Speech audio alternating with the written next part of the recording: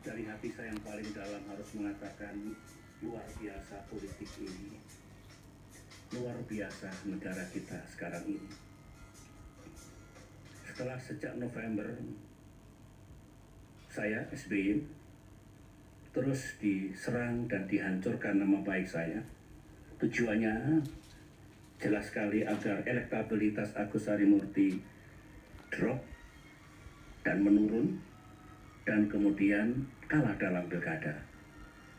Tapi nampaknya masih belum puas, karena hari ini harus menghancurkan nama SBY dan AHY di jam-jam terakhir sebelum pemungutan suara.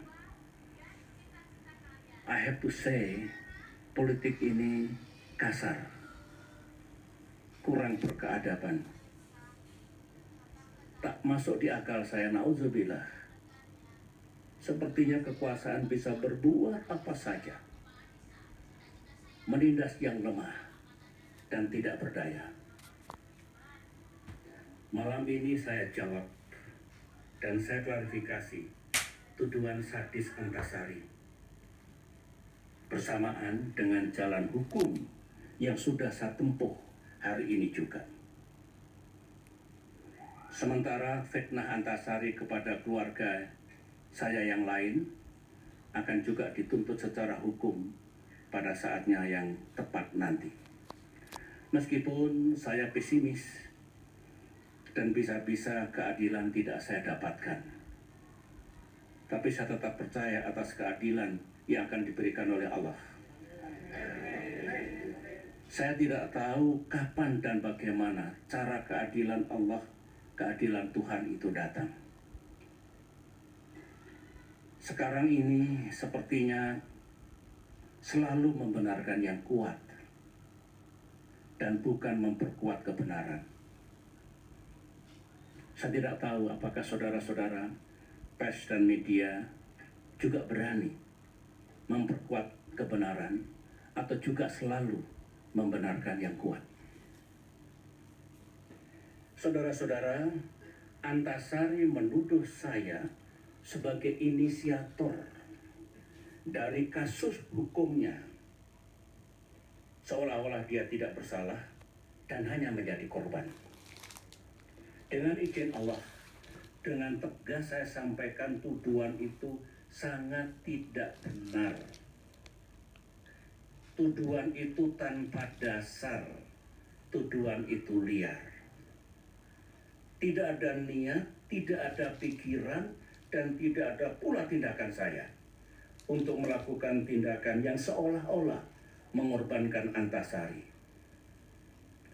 Kejahatan yang melibatkan Antasari tersebut tak ada hubungannya dengan posisi dan jabatan saya dan juga dengan posisi dan jabatan Antasari waktu itu.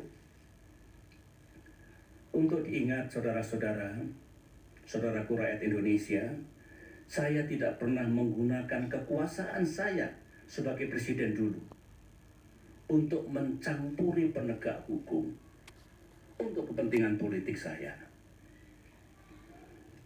Saya tidak pernah mengintervensi kepolisian, kejaksaan, dan majelis hakim, sama sekali tidak, dalam urusan dan kasus hukum Antasari ini.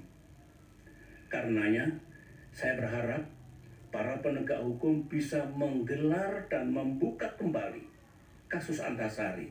Saya tidak tahu bagaimana aturan hukumnya. Saya berharap, bermohonlah, ungkap semua fakta, data, dan kebenaran dengan gamblang, segamblang-gamblangnya. Saya kira para penegak hukum yang memproses kasus Antasari masih ada semua. Penyelidik dan penyidik kepolisian masih ada. Mantan Kapolrinya masih ada. Penuntut, jajaran kejaksaan masih ada. Mantan jaksa agungnya masih ada. Pemutus tuntutan, majelis hakim, saya kira juga masih ada. Tolong bapak-bapak, para pendekar kebenaran dan keadilan, ceritakan kebenaran apa adanya. Jangan takut. Semoga Bapak Ibu para penegak hukum waktu itu tidak tergoda dengan iming-iming jabatan maupun uang, sehingga melacurkan kebenaran. Biar rakyat Indonesia semuanya tahu apa yang terjadi. Apa yang terjadi atas almarhum Nasruddin dulu.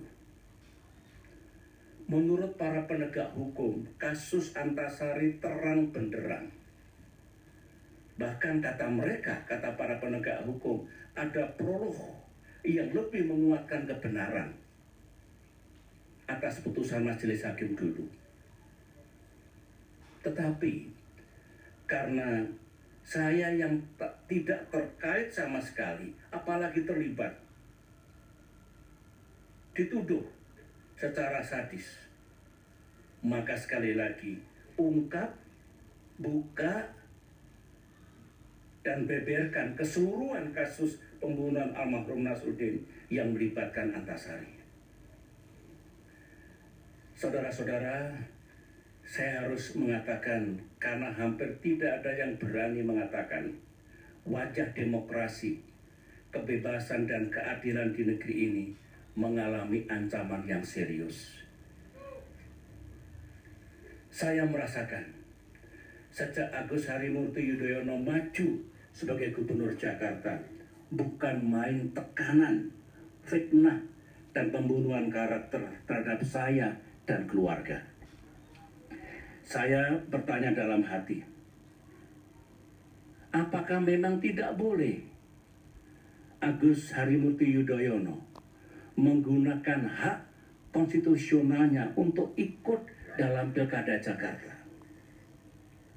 Apakah memang seseorang harus dimenangkan dengan segala cara, mutlak dan harga mati, sehingga saingan kuatnya harus dihancurkan dengan cara-cara yang tidak ksatria dan tidak demokratis? Saya punya keyakinan, saudara-saudara, apa yang dilakukan Antasari ini tidak mungkin tanpa blessing dan restu dari kekuasaan.